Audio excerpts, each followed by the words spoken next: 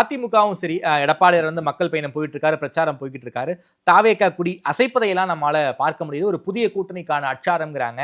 ஒருவேளை விஜய் நம்ம கூட வந்துருவாருங்கிற மைண்ட் செட்ல வந்து எடப்பாடியார் இருக்காரு போல இருக்கே சார். அப்படி போனா யாருக்கு சார் லாபம், யாருக்கு சார் நஷ்டம்? அப்படி போனா எடப்பாடிக்கு வரவிருக்கக்கூடிய நஷ்டம் தவிர்க்கப்படும்.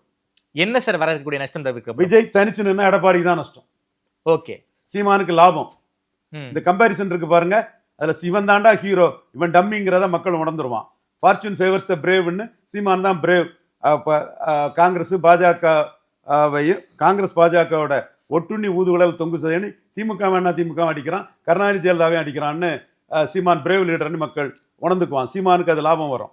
விஜய்க்கு அதிமுக ரெட்டலைக்கு ஓட்டு போடக்கூடிய வாக்குகள் விஜயகாந்த் பிரிச்ச மாதிரி, கமல்ஹாசன் பிரிச்ச மாதிரி விஜயும் பிரிப்பாரு. எடப்பாடியை அது பாதிக்கும்.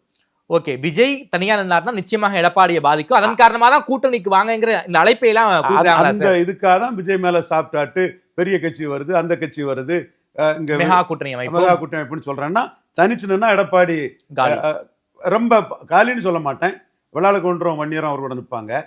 நிதானமா தான் நான் பேசுவேன். ஆனா சீமான் 7% எடப்பாடிய பின்னடைவு ஏற்படுத்தியது போல, ஸ்டாலின் சில சதவீதம் அவருக்கு பாதிப்பு ஏற்படுத்தியது போல, அண்ணாமலை ஏற்படுத்தியது போல, விஜயும் குறிப்பிடத்தக்க சதவீதம் எடப்பாடி பலகீனப்படுத்துவாரு. விஜய் தனிச்சு நின்னா அதிக பலகீனப்படுவது எடப்பாடி பழனிசாமி தான். ஓகே, பலப்படுவது சீமான். ஒருவேளை கூட்டணி உருவானா திமுக வீழ்த்த முடியாதா சார்? கூட்டணி விடுவானா அது விஜய்க்கு தற்கொலை. அதாவது அதிமுக கூட்டணிக்கு விஜய்க்கு போனா தற்கொலைக்கு சமம். சீமான் சொன்ன மாதிரி வியாபாரி, பச்சோந்தி, சுயநலவாதி, நிறமாறிங்கிறது புருவாயிரும்.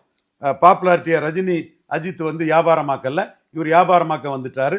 பலம் நிரூபிக்காமலே விஜய் வந்து எடப்பாடி கிட்ட நோட்டுக்கும் சீட்டுக்கும் விலை போயிட்டாருங்கிற அந்த சீமானுக்கு குற்றச்சாட்டு சரியாயிடும்.